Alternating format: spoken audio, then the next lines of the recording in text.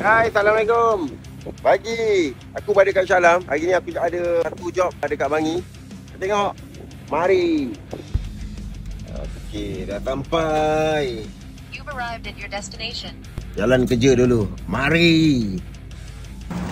Barang dah sampai. Tunggu diorang pasang barang. Ini Kak Syah punya kedai ni. Mana Kak Syah ni? Tu order dia. Tunggu pasang lampu, nombor flat baru boleh jalan kerja lah.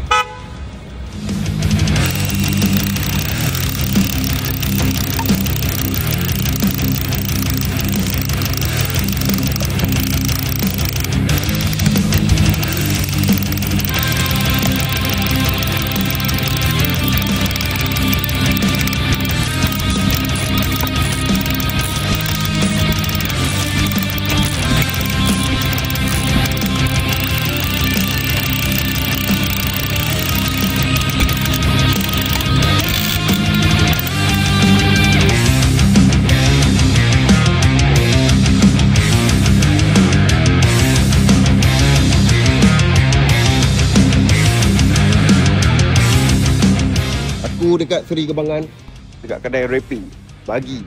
Lepas ni aku nak pergi Queen. Apa benda tah nama Queen tu? Sekejap lagi aku pergi lah buat Volvo S60.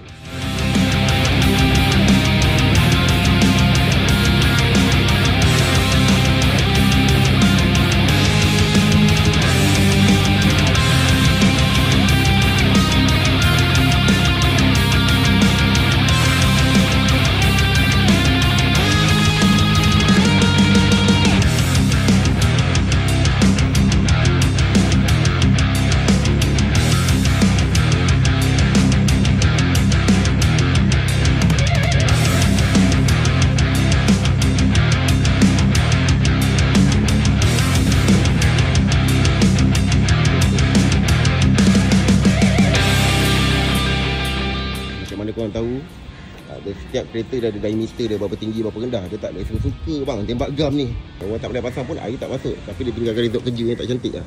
Jadi expert senang je guys. Hari-hari buat